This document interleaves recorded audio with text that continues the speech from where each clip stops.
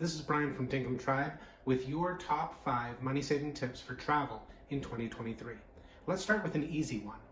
The first money-saving tip is to skip the amusement park, zoo, or children's museum. All of these attractions seem really fun, and they are actually quite fun. The only problem is they're also quite pricey. And while that works when times are great, it's not so easy when times are tight. Another thing to keep in mind is that these attractions are pretty much the same gig no matter where you go.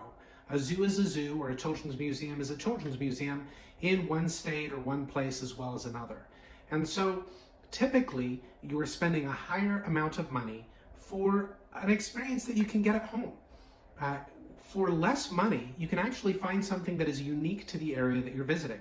A place like a hike or a local historic site or a national park or national historic site can give you the flavor and experience of the actual place you are at, instead of having to just have more of the same with a higher price tag. So that's our first tip. Our second tip may surprise you, but it's probably the most important one we have, and that is to plan to spend money. The fact is that road trips cost money. There's really no way around that. And so the best thing that you can do is to recognize that and prepare for it. And we do that in 3 ways. First of all, we draw up a budget. What can we actually afford on this road trip? And then secondly, we draw up an itinerary. Actually plan ahead where you'll be and where you plan to eat, when you plan to eat, where you plan to stay. Have that all in order instead of just winging it. Just winging it keeps you stuck into the circumstances, having to go off of less information, which means higher cost.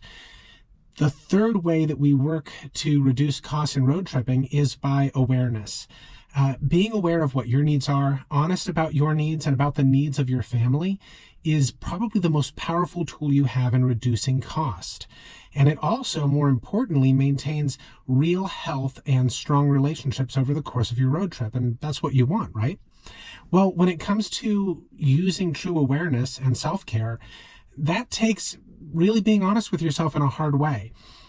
I might want to skip taking care of myself and taking care of my family, but in the end, it'll result in higher cost. Here's an example.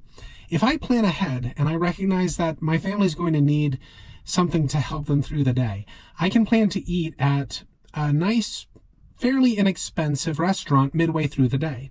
Breaks up the driving, something yummy for everybody. Everyone feels better, morale's high. If I put that off, however, and drive 10 hours straight and really don't give any consideration to my needs and the needs of my family, then I'm going to be playing damage control. I'll probably throw the budget out the window and we'll go splurge at some steak restaurant that'll be many times over the price of that small eatery. You know, when we overdo it, we have to compensate some way, and that often it comes out of the checkbook. One tried and true way of reducing costs on a road trip is to use the grocery store as a pit stop. Grocery stores are great pit stop locations. They have a restroom, they have food. It's easy more often than not to find some coffees, such as a Starbucks located inside. They might even have a bank, and they're generally close to gasoline. We often use Costco as a road trip stop because our party is large enough that we can get a food tray and it fits our needs. But that may not be you. But either way, you can typically get what you need at less cost and better nutrition at a grocery store.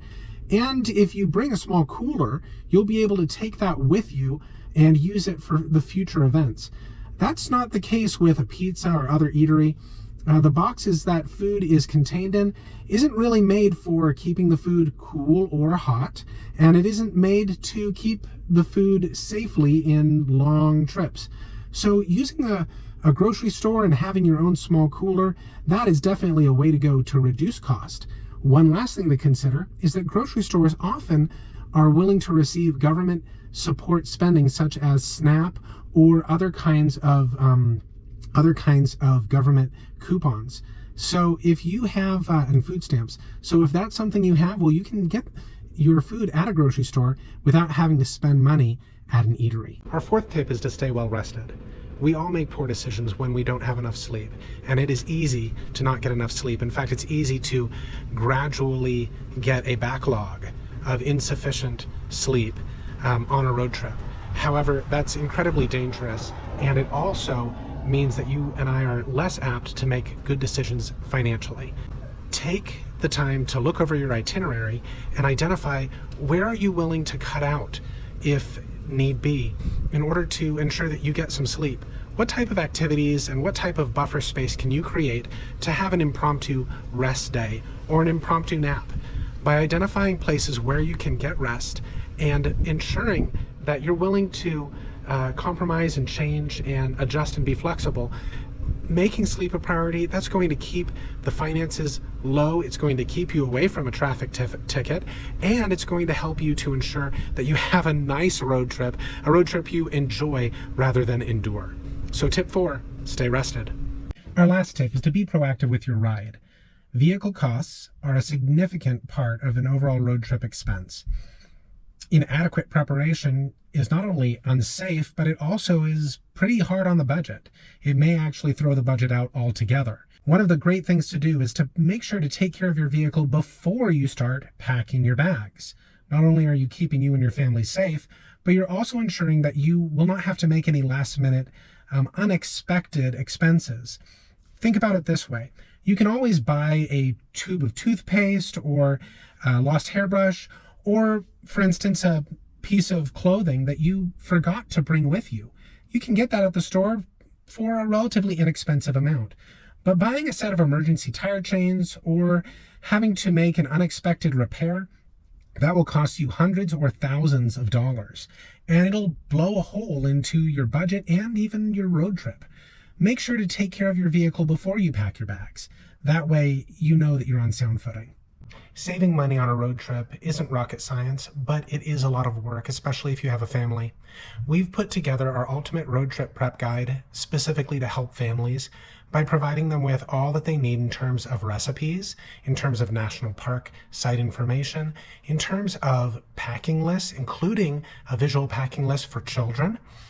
We've put together all of this so that you'll be able to have a leg up on the big job of creating a road trip that is enjoyable and affordable. Please look in the description below to get the link you need and find this packing list for you and your family.